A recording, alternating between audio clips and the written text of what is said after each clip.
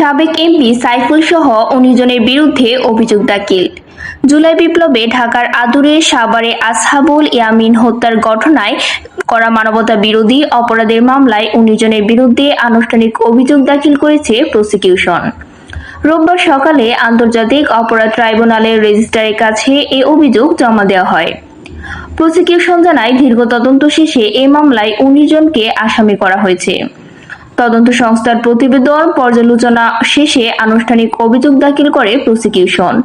এ নিয়ে আজ শুনানি হওয়ার কথা রয়েছে।